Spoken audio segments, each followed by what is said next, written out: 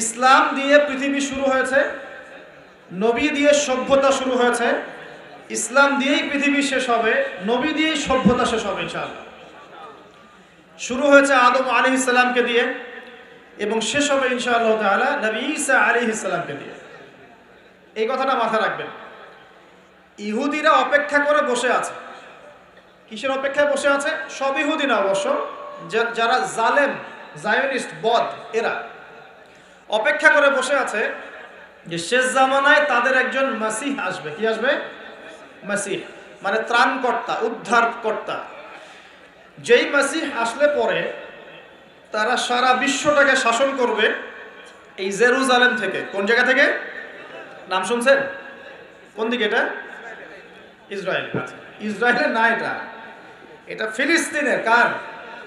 এই জায়গার মালিক কে? এই জায়গার মালিক আমরা। এটা আমাদের জায়গা। 3টা মসজিদ আপনি সফর করবেন সোয়াবের আশায়, তার সবচেয়ে শ্রেষ্ঠ মসজিদ হারাম মানে মক্কায়। 1 রাকাত নামাজ পড়বেন, 1 লক্ষ রাকাত নামাজের সওয়াব হবে ইনশাআল্লাহ। 2 নাম্বার মদিনা, 1 রাকাত নামাজ পড়বেন, 1000 রাকাত নামাজের নেকি হবে ইনশাআল্লাহ। 3 নাম্বার কি? এই যে আকসা, আমরা তো ভুলেই গেছি। আকসা আমাদের। আকসা কাদের? তারা দখল করে নিয়েছে। আচ্ছা নেক, দখল করেছে আমাদের কারণেই, আমাদের দুর্বলতার কারণেই। কিন্তু এই ভোগ দখল চূড়ান্ত হবে না, কারণ তারা অপেক্ষা করছে একজন মাসিহের জন্য, যেই মাসিহ আসলে পরে তারা জেরুজালেম থেকে বিশ্ব শাসন করবে। এখন কিন্তু বিশ্বের বড় বড় ডিপার্টমেন্টগুলো ওরা শাসন করে। খেয়াল করেছেন কি? আপনি যে প্রযুক্তি ব্যবহার করেন এগুলোর চাবিকাঠি ওদের হাতে। আপনি যে অর্থনৈতিক সিস্টেমটা ফলো করেন, ব্যাংকিং সিস্টেমগুলোর কথাই বলছি, এর মূল সূত্র কিন্তু ওদের হাতে, সুতা ওদের হাতে লাটাই। ইভেন আমরা যে পলিটিক্যাল সিস্টেমগুলো ফলো করি না, এগুলোর তন্ত্রমন্ত্র ওরাই দিয়েছে। যে মিডিয়াগুলো আছে বিশ্বে বড় বড়, সবকিছু ওদের হাতে। ফাইন্যান্স বলে, ফাইন্যান্স মানে বাণিজ্য, ট্রেড, এগুলো ওদের হাতে। বিশ্বের বড় বড় সেক্টরগুলো ওরা শাসন করছে, এটা সত্য। আরেকটা মারাত্মক কথা হচ্ছে, বিশ্বকে শাসন করতে হলে কিছু অস্ত্র লাগে। কি লাগে? অস্ত্র শস্ত্র ছাড়া হবে না। একটা দেশের সাথে একটা দেশের মনে করেন খারাপ সম্পর্ক, এখন একটা দেশের কাছে আছে দাকুরাল, আর একটার কাছে আছে পারমাণবিক অস্ত্র। কে জিতবে? যার কাছে যত ভারী অস্ত্র আছে, শক্তিশালী, তার দাপট তত বেশি। তো এইসব বড় বড় মারণাস্ত্রগুলো, যেগুলোকে আমরা বলি নিউক্লিয়ার ওয়েপেন্স অথবা বলি থার্মোনিউক্লিয়ার ওয়েপেন্স, এগুলো ওদের হাতে। মাসিহ আসলে পরে তারা বিশ্ব শাসন করবে, এটা ওদের যে তালমুদ এই গ্রন্থের মধ্যে লেখা আছে। এবং তারা মনে করে যে এই দাজ্জালই হচ্ছে মাসিহ, তারা মনে করে। আর আমরা জানি হাদিস থেকে এই দাজ্জাল সত্যিকারের মাসিহ নয়। সত্যিকারের মাসিহকে ঈসা আলাইহিস সালাম। আল্লাহ পাক ঈসা আলাইহিস সালামের হাতে এই মিথ্যা মাসিহকে মেরে ফেলবেন প্যালেস্টাইনের বাবেলুদ নামক জায়গায়। কোন জায়গা? বাবেলুদ, হাদিসে বর্ণিত আছে। এবং তাকে মারার পরে নবী ঈসা আলাইহিস সালাম সেখান থেকে পুরো বিশ্বে আবারও ইসলামিক একটা খিলাফা কায়েম করবেন ইনশাআল্লাহ তাআলা। এটা হচ্ছে ইসলামের গন্তব্য, এটা হবেই। পৃথিবীর যত পরাশক্তিগুলো আছে এরা সবাই যদি ঐক্যবদ্ধ হয়ে যায় এবং এই ভবিষ্যৎবাণীটাকে মুছে ফেলতে চায়, কশ্চিনকালেও সফল হবে না ইনশাআল্লাহ। কারণ এটা বলেছেন কে? স্বয়ং আল্লাহ এবং তার রাসূল মুহাম্মদ সাল্লাল্লাহু আলাইহি ওয়াসাল্লাম। এটা আমাদের গন্তব্য, এটা সুসংবাদ দিয়ে শুরু করলাম। এখন আল্লাহ পাক আমাদেরকে বলছেন, হে মুমিনরা তোমরা আল্লাহকে ভয় করো। ঈমানদার কারা বোঝাতে গিয়ে হাদিসে জিবরিল আসছে। জিবরাইল আলাইহিস সালাম এসেছেন, জিজ্ঞাসা করছেন ইসলাম কাকে বলে। নবীজি বলছেন আগে কালিমা, তারপরে সালাত। তো সালাতের কথা বলতে গিয়ে ওখানে চলে গিয়েছিলাম। আমরা যদি ইসলামের বিজয় দেখতে চাই তাহলে সবাইকে 5 ওয়াক্ত নামাজ পড়তে হবে। রাজি আছেন তো? আজকে থেকে 5 ওয়াক্ত নামাজ ছাড়বেন? স্পেশালি যুবক ভাই যারা আছো, তোমাদের তারুণ্য আছে, রক্তের উদ্যম আছে, তোমরা চাইলে অনেক কিছুই করতে পারো। অনেক বার্ধক্যে উপনীত হওয়া মানুষ নামাজ পড়তে চায় কিন্তু পড়তে পারে না। তরুণদের কাছে আল্লাহ পাক সুযোগ দিয়েছেন। আর ইসলামের বিরোধী শক্তি যারা আছে তারা খুব ভালো করেই জানে কিন্তু যে ইসলামের বিজয়ে সবচেয়ে বড় ভূমিকা রাখতে পারে তরুণ সমাজ, যুবক সমাজ, যুব সমাজ, তরুণ প্রজন্ম। এ কারণেই তো দেখবেন তরুণ প্রজন্মকে তাদের উদ্দেশ্য থেকে সরিয়ে দেওয়ার জন্যে তারা আপনার সামনে অনেকগুলো টোপ দিয়ে দিয়েছে। দেখাবো টোপ কয়েকটা।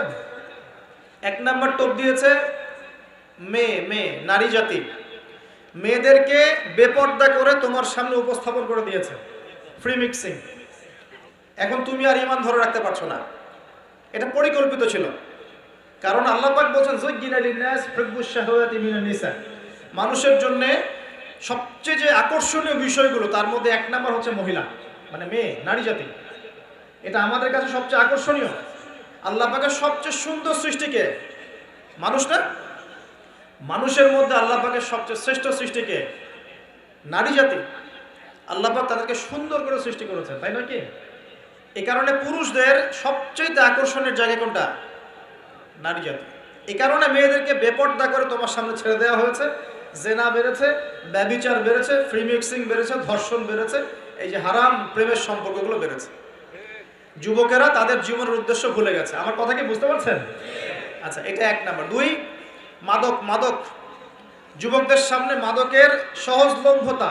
চাইলেই হাত বাড়ালেই মাদক, হাত বাড়ালেই ইয়াবা, হাত বাড়ালেই ফেন্সিডিল, হাত বাড়ালেই হেরোইন, তাই না? কথা ঠিক না বেঠিক? যদি কেউ চায় যে আমি আজকে রাত্রে মাদক খাবো, সে পারবে, হাত বাড়ালেই পারবে। এখনকার সমাজ এমন, যদি কেউ চায় যে আজকের রাত্রে আমি পতিতালয় গিয়ে রাত কাটাবো, সে পারবে। 500 টাকা 1000 টাকার বিনিময়ে মানুষ এখন জেনা করতে পারে না? 5 টাকা 10 টাকা 50 100 টাকা দিয়ে মানুষ এখন ইয়াবা কিনে খেতে পারে। আর যারা সীমান্তবর্তী অঞ্চলে আছেন তারা আরো ভালো জানেন আমার কথা কতটুকু সত্য কতটুকু মিথ্যা। যুবকদের সামনে মাদক এমনি দেওয়া হয় নাই। উদ্দেশ্য কি? তোমার দ্বারা ইসলামের বিজয় সম্ভব ছিল। মাদক সেবন করাই তোমাকে সরায় দিয়েছে ওই রাস্তা থেকে। কথা বুঝতে পারছো? খুব সতর্ক। 3 নাম্বার, জুয়া। তোমার সামনে জুয়া দিয়ে দিয়েছে। জুয়া, ফুটবল বিশ্বকাপ হইলে জুয়া, IPL হইলে জুয়া, BPL হইলে জুয়া, ফুটবল ফিফা হইলে জুয়া। জুয়া খেলে না মানুষ। আর যে যুব সমাজ তাদের জীবনের উদ্দেশ্য জানে না, তাদের পক্ষেই সম্ভব এইসব মেসি, আর্জেন্টিনা, ব্রাজিল এইসব নিয়ে ব্যস্ত থাকে। যারা নিজেদের জীবনের উদ্দেশ্য জানে তাদের জন্য কোশ্চিনকালেও এখানে সময় নষ্ট করা সম্ভব না। দুনিয়ার জীবনটা কি খেলতামাশা? দুনিয়ার জীবনটা কি খেলতামাশার জন্য? আল্লাহ পাক যে হায়াতটা দিয়েছেন, ধরেন 50, 60 বা 100 বছর, এই হায়াতটা কে দিয়েছেন? এই সময়টার মালিক কে? তাহলে আল্লাহ যদি সময়ের মালিক হয়, আমি কেন সময় 1 ঘন্টা অপচয় করবো ওখানে বসে বসে? এই সময়টা কি আমার নাকি? সময়টা আমার বাপের নাকি? সময়টা কার? আল্লাহর দেওয়ার সময় আমি টিভি সেটের সামনে বসে বসে 1.5 ঘন্টা নষ্ট করে ফেললাম। খেললো 2টা দল আর তালি বাজছে, আমি মাশাআল্লাহ। কালকে দেখলাম কক্সবাজার থেকে আসার সময় রাস্তা ব্লক, পুরা একটা দল জিতেছে, পুরো রাস্তা ব্লক, হাঁটা যাচ্ছে না, মিছিল, পাগলের মতো মানুষ মোটরসাইকেলে ছুটছে, গাড়ি নিয়ে ছুটছে, সিগারেট খাচ্ছে, আরো যে কি খাচ্ছে, মেয়ে নিয়ে ঘুরছে, আর একটা পতাকা নিয়ে ঘুরছে। যে দেশের পতাকা নিয়ে ঘুরছে ওই দেশ জানেও না মনে হয় যে এই দেশে এই আমার সাপোর্টার আছে। হ্যাঁ, আর খেয়াল করে দেখবেন এই আয়োজনগুলো এখন করানো হচ্ছে মুসলিম দেশগুলোকে দিয়ে। মানে মুসলমানদের অবস্থা দেখলে এখন মনে হচ্ছে সুবহানাল্লাহ, যে হারাম একটা কাজকে জায়েজ করার যে কত তরিকা বের হয়েছে। এখন একটা মুসলিম কান্ট্রি জিতেছে, মানে ভাবখানা এমন যে এই জেতার ফলে আমরা ইসলামী খেলাফত কায়েম করে ফেলেছি। ভাবখানা এমন যে কুফফারদের সাথে মনে হয় যুদ্ধ জিহাদ করে বিশ্বের বুকে ইসলাম কায়েম করে ফেলেছে। ভাবখানা এমন। এই স্টেডিয়ামগুলো করতে কত কোটি বিলিয়ন ডলার খরচ করতে হয়েছে, কত শ্রমিক যে এই স্টেডিয়ামগুলো বানাতে মারা গেছে তোমরা জানোই না। কি হচ্ছে এখানে? পশ্চিমারা আসছে, এনজয় করছে, খেলাধুলা হচ্ছে। বিষয়টা কি জানেন? আমাদেরকে এই খেলাধুলার অহেতুক কাজে ব্যস্ত করে দিয়ে ওরা ওদের এজেন্ডা বাস্তবায়ন করছে। দেখবেন যখন রমজান মাস আসে তখন দেখবেন মুসলিম কান্ট্রির উপর নির্যাতন বাড়ে। যখন বড় বড় ইভেন্ট হয়, ওয়ার্ল্ড কাপ, এটা সেটা, দেখবেন ভিতরে ভিতরে মুসলিম কান্ট্রির উপর নির্যাতন বাড়তে থাকে, মানুষ একদিকে তাকায় থাকে আর একদিকে উদ্দেশ্য সাধন করতে থাকে। বুঝাচ্ছি বিষয়টা। আপনার 5টা বাচ্চা আছে মনে করেন, খুব জ্বালায়, কান্নাকাটি করে, হইচই করে, আর আপনি মোবাইল ফোনটা বের করে দিয়ে বলেছেন, বাবা বস, তোরা 5 জন মিলে একটা কার্টুন দেখ, আমি একটু কাজটা করি। দিয়ে দিলেন, ও কার্টুন দেখছে চুপচাপ, কেউ কোনো ডিস্টার্ব নয়। আর বুঝতে পারছেন? আর এই যে বাচ্চাগুলা কার্টুন দেখছে না, এগুলো হচ্ছে আমরা এখন। আর ওই যে কাজ করছে বাপ, এটা হচ্ছে ওরা, পশ্চিমারা। আমার কথা কি বুঝতে পারেন? আচ্ছা, আমি সহজ করার চেষ্টা করছি। প্রিয় যুবক ভাইরা, মেয়ে তো উন্মুক্ত করে দিয়েছেই, মাদক তো দিয়েছেই, জুয়া দিয়েছে, অহেতুক এসব খেলতামাশা দিয়েছে তোমার সামনে, তোমার সময় কেড়ে নেওয়ার জন্য, তোমার হায়াত কেড়ে নেওয়ার জন্য। তোমার মূল্যবান হায়াত, যে হায়াতটাকে তুমি আল্লাহর পথে দাওয়াতের কাজে ব্যয় করবা, দিন চর্চার কাজে ব্যয় করবা, আল্লাহর ইবাদতের কাজে ব্যয় করবা, আমর বিল মারুফ নাহি আনিল মুনকারের কাজ করবা, এই সময়টা ওরা কেড়ে নিয়েছে তোমার কাছ থেকে। বুঝতে পারছো না তুমি? আবার নেশা দিয়ে তোমার ভিতরটা নষ্ট করে ফেলেছে, জেনা দিয়ে তোমার অন্তরের নূর নষ্ট করে দিয়েছে, ফ্রি মিক্সিং দিয়ে জেনা এবং তোমার যে পবিত্রতা, চারিত্রিক পবিত্রতা নষ্ট করে দিয়েছে। আরও দিয়েছে পর্নোগ্রাফি। বেশিরভাগ যুব সমাজ এখন বাসায় গিয়ে রাতের বেলা পর্ন দেখে। দেখা যায় সারাদিন ভালো কাজ করে, বাসায় গিয়ে রাতের বেলা পর্ন দেখে। পর্নোগ্রাফি দেখে না বা দেখে নাই কখনো, এমন একটা ছেলে খুঁজে পাওয়া যাবে না। আর যখন আপনি এগুলোতে অভ্যস্ত হয়ে যাবেন, তখন শরীর খারাপ হয়ে যাবে, মন ভালো থাকবে না, আপনি একাকী গোপন পাপ করবেন, শরীর দুর্বল হয়ে পড়বে। একটা মেয়ের দিকে আপনি সম্মানের চোখে তাকাতে পারবেন না, মনে হবে মেয়ে মানেই মনে হয় ভোগের বস্তু। পর্ণে আসক্ত যারা, তারা কোনো কাজে শান্তি পায় না, অস্থির। এমনকি তারা যদি বিয়ে শাদীও করে, তবু বৈবাহিক জীবনে সুখী হতে পারে না। কেন জানেন? নিজের শক্তি ক্ষমতাগুলো আগেই নষ্ট করে ফেলেছে। এবং অনেকগুলো মেয়ে যখন আপনি দেখবেন নগ্ন, তখন আপনার স্ত্রীকে আপনার কাছে সুন্দর মনে হবে না, মনে হবে এই মেয়ের চেয়ে মনে হয় ওই মেয়েটা সুন্দর, এর চেয়ে মনে হয় ওইটা সুন্দর। আর মেয়ের প্রতি সম্মান তো থাকবেই না, মেয়েকে মনে হবে একটা ভোগের বস্তু। যত বেশি পর্নোগ্রাফি বেড়েছে, তত ধর্ষণ বেড়েছে। দেখেছেন? পর্ন যত বেড়েছে, ধর্ষণ তত বেড়েছে। এমনকি ছোট ছোট বাচ্চারা পর্যন্ত রেহাই পাচ্ছে না। দেখেন না, ছোট ছোট বাচ্চা, 5 বছর 10 বছরের বাচ্চারা, মেয়ে বাচ্চাদের কথা বলছি, এদেরকেও ধর্ষণ করা হচ্ছে। যাদের ঘরে কন্যা সন্তান আছে, তারা খুবই এখন মানে বিপর্যয়ের মধ্যে আছেন আপনারা, আমরা। কারণ সমাজটা তো নষ্ট হয়ে যাচ্ছে। আপনার মেয়েকে কতদিন ঘরে রাখবেন? বাইরে তো পাঠাতেই হবে। বাইরে পাঠালে দেখবেন মেয়ের সম্মান নাই, পর্দা নাই, মেয়েকে জোর করে ধর্ষণ করা হচ্ছে। বাসে, ট্রেনে, অটোতে, অমুকে তমুকে, ট্রাকে মেয়েকে ধর্ষণ করা হচ্ছে।